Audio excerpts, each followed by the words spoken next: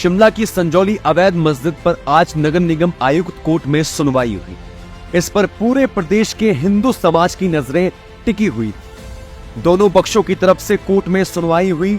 Commissioner के आदेश पर संबंधित एरिया के जूनियर इंजीनियर ने मस्जिद के निर्माण की पैमाइश कर रिपोर्ट तैयार की, जिसको लेकर आज कोर्ट में पेश किया गया। स्थानीय लोगों के पक्ष के वकील जगतपाल ने मस्जिद को तोड़ने की मांग उठाई, जबकि वक्फ बोर्ड के वकील ने कहा कि जो भी अवैध निर्माण हुआ उस पर एमसी कोर्ट फैसला लेगा।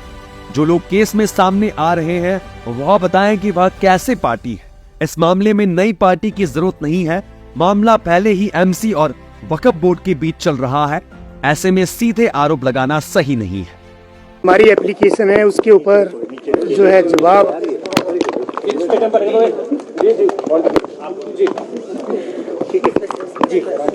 सर उसके ऊपर आज जवाब आया है और हमारे से जब ये पूछा गया कि आप इस एप्लीकेशन के ऊपर आर्गुमेंट कब करेंगे, तो हमने कहा हम आज ही तैयार हैं और हम आज ही करेंगे। और डिटेल्ड आर्गुमेंट हमारे उस एप्लीकेशन के ऊपर हुए हैं। और सबसे बड़ी जो अच्छी बात हुई इस एप्लीकेशन के थ्रू कि आज 15 साल के बाद आज सरकार के एडवोकेट ने भी आर्गुमेंट किया है कोर्ट के अंदर, लेकिन वो इस इलीगल और अनऑथराइज कंस्ट्रक्शन के बारे में एक शब्द बोलते, उसके बारे में ना बोल करके वो हम पार्टी क्यों बन रहे हैं उसका ही विरोध कर रहे थे कोर्ट के अंदर। लेकिन फिर भी हमें खुशी है कि 15 साल के बाद उन्होंने कुछ बोला है आज कोर्ट के अंदर। और आज हमने कोर्ट में जो पूरी फाइल थी, जो उसमें जितने भी ऑर्डर थे, पिछले 15 साल से क्या क्या हुआ है, उस डिटेल्ड आर्गुमेंट हमने आज कोर्ट के अंदर किए हैं। जबकि 2010 का जो पहली रिपोर्ट थी जो जेई की, वो उनकी बिल्कुल सही और जेन्युइन रिपोर्ट थी। ग्राउंड फ्लोर का कंस्ट्रक्शन उस टाइम हो रहा था, उसको रोकने के लिए उन्होंने वो नोटिस दिया था वहाँ पे जाकर के, और ये कहा था कि अब आप काम नहीं करेंगे। और कमिश्नर साहब को रिपोर्ट सबमिट की थी कि आप 254A की जो प्रोसीडिंग है वो इनके खिलाफ शुरू की जाए, लेकिन ऐसा नहीं हुआ। और उसके बाद जब जेई 2018 में दोबारा एक फ्रेश स्टेटस रिपोर्ट के लिए जाता है स्पॉट पे, तो वो देखता है कि मैंने ग्राउंड फ्लोर को रोकने के लिए नोटिस दिया था 254 ऑफ MC एक्ट 1994, लेकिन आज 5 स्टोरी बन गई है। तो कहने का तात्पर्य ये है कि वो कोई भी हो, लेकिन वक्फ बोर्ड का इस प्रॉपर्टी से कोई लेना देना नहीं है। वक्फ बोर्ड का इसमें कोई लेना देना नहीं है। और ना ही वक्फ बोर्ड का इस केस में पार्टी कोई नेसेसरी पार्टी ये है। जिन्होंने भी इस इलीगल कंस्ट्रक्शन को किया है, उनको CEO जो थे हमारे वक्फ बोर्ड के, उन्होंने दिसंबर 2012 में एक अपना NOC जारी किया था और ये कहा था कि आप मस्जिद बनाइए, लेकिन वक्फ की लैंड पे। ये नहीं कहा था कि आप गवर्नमेंट की लैंड पे बनाइए या किसी थर्ड पर्सन की लैंड पे बनाइए।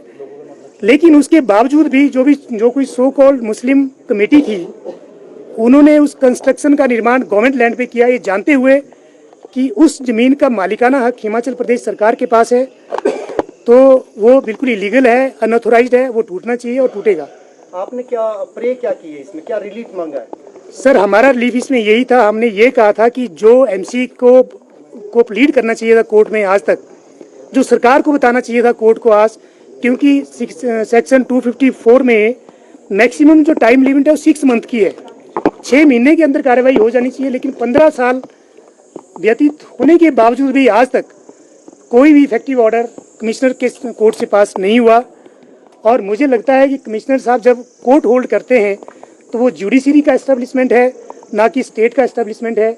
और मुझे लगता है आज वो जुडिशरी का एस्टेब्लिशमेंट होने के नाते आज वो एप्रोप्रिएट फैसला जो है 4 बजे करेंगे। आपको अगर पार्टी नहीं बनाना, सर अगर हमारे को पार्टी नहीं बनाते हैं, हमारा तो मेन मोटिव ये था कि जो पिछले 15 साल से कोर्ट को गुमराह किया जा रहा है, 27 नोटिस मास्टर सलीम को जारी किए जाते हैं, 11 नोटिस HP वक्फ बोर्ड को वर्ष 2011 से जारी किए जाते हैं। इसके बाद मास्टर सलीम वर्ष 2015 में एक्स पार्टी हो जाता है, लेकिन एक्स पार्टी रिस्टोरेशन की एप्लीकेशन फाइल किए बिना उसको दोबारा नोटिस किए जाते हैं। और उसके बाद जो है इस केस की प्रोसीडिंग को लिंगर ऑन किया जाता है। हमारा तो मेन मोटिव ये था कि कोर्ट को हम ये बताना चाहते थे कि जब आप एक लेमैन इलीगल कंस्ट्रक्शन करता है तो उसके खिलाफ तो टाइम बाउंड मैनर में कार्रवाई हो जाती है, इस केस में नहीं हो रही है। और रहा हमारी एप्लीकेशन का सवाल, अगर हमारी एप्लीकेशन में फैसला हमारी फेवर में आया तभी हम हाई कोर्ट में जाएंगे, अगर नहीं आया हम तब भी जाएंगे, क्योंकि मुझे लगता नहीं है कि आज कमिश्नर साहब अभी भी फैसला करेंगे इस केस में। हम हाई कोर्ट में एक रिट फाइल करेंगे और इस केस का एक टाइम बाउंड हाईकोर्ट से करवाएंगे कि with in time bound manners इस केस का फैसला किया जाए by commissioner of MC Shimla. Sir आप देखते हैं, आज फैसला आने की देरी है, जैसे फैसला आ जाएगा तो अभी हाईकोर्ट में छुट्टियां हैं 13 तारीख तक, तब तक हम कोशिश करेंगे हमारे को कॉपियाँ मिल जाए और उसके बाद इमीडिएट जैसे ही हाईकोर्ट खुलेगा हम जो टाइम बाउंड वाली जो एप्लीकेशन जो रिट है वो हाईकोर्ट में करेंगे। आपको पार्टी बनाने से इनकार कर रही है क्या? कोई सर मुझे इसी बात की हैरानी है कि सरकार भी मना कर रही है इनको पार्टी मत बनाइए, और ये समझ नहीं आ रहा है कि सरकार क्या छुपाना चाहती है। वक्फ बोर्ड की तो बात मान ली, क्योंकि जब मास्टर सलीम मैदान छोड़ के भाग गया तो वक्फ बोर्ड बीच में आ गई, जी प्रॉपर्टी तो मेरी है। लेकिन सरकार को क्या खतरा है कि अगर कोई आम आदमी पार्टी बनना चाहता है तो बनना चाहिए हो, और ये तो कानून है कि क्योंकि जो पहली रिपोर्ट है जेई की उसमें लिखा है as per the complaint received on behalf of the local residents. अब उस कंप्लेंट के बेस पे ये स्पॉट विजिट होता है और उस कंप्लेंट में जाकर के उस ग्राउंड फ्लोर को रोकने का नोटिस 254 में जेई जो है जारी करता है। लेकिन वो कहते हैं कि हम तो कानून से ऊपर हैं, हम किसी के नोटिस को नहीं मानते हैं, और उन्हें 5 मंजिली जो ये मस्जिद है उसका निर्माण किया। और आज एक बात मैं क्लियर कर देता हूँ कि पिछली हियरिंग के बाद जो सब्सिक्वेंट डेवलपमेंट इस केस में हुई 12/9/2024 को जो मुस्लिम वेलफेयर कमेटी के लोग हैं उन्होंने कमिश्नर साहब को एक चिट्ठी दी और ये उन्होंने एडमिट किया, प्लीड गिल्टी किया कि जो हमने अवैध निर्माण किया हम उसको गिराना चाहते हैं। तो मैं कहना चाहता हूं कि कानून की नज़र में अगर कोई गलती मान ले तो उसको सजा होती है, और उसके बाद इतना सारा रिकॉर्ड जब हमारी कमिश्नर साहब की फाइल में है तो मुझे नहीं लगता और कोई किसी भी डॉक्यूमेंट या किसी भी डॉक्यूमेंट्स और अदर कोई उनको रिपोर्ट की जरूरत है। आपकी इस तर्क को सुना नहीं गया, वो कहते फिर आपकी क्या जरूरत? नहीं, वो भी सरकार ने अपोज किया, तो मैं वही तो कह रहा हूँ कि मुझे समझ नहीं आ रहा कि सरकार किस बात को छुपाना चाहती है। तो लेट्स सी कि 4 बजे क्या होता है।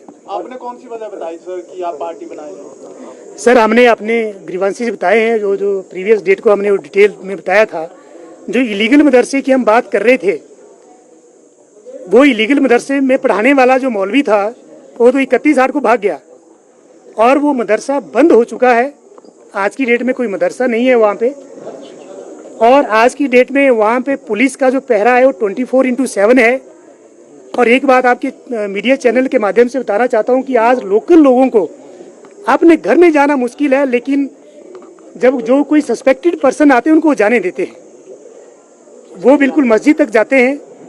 और जो मास्टर सलीम है उसके घर के सामने जो मुझे इन्फॉर्मेशन है और मैंने भी देखा है 3-4 पुलिस वाले जो है उसको प्रोटेक्शन के लिए रखे हैं 24/7, और 2 पुलिस वाले उसकी दुकान के बाहर हैं। तो मुझे लगता है कि जो पुलिस वालों को जो सैलरी है वो हमारे टैक्स से जाती है, तो मास्टर सलीम से उनकी सैलरी ली जानी चाहिए पुलिस वालों की। और ऐसी भी क्या मंशा है सरकार की कि उस मास्टर सलीम को इतनी प्रोटेक्शन दी जा रही है इतना इलीगल और अनऑथराइज्ड कंस्ट्रक्शन करने के बाद।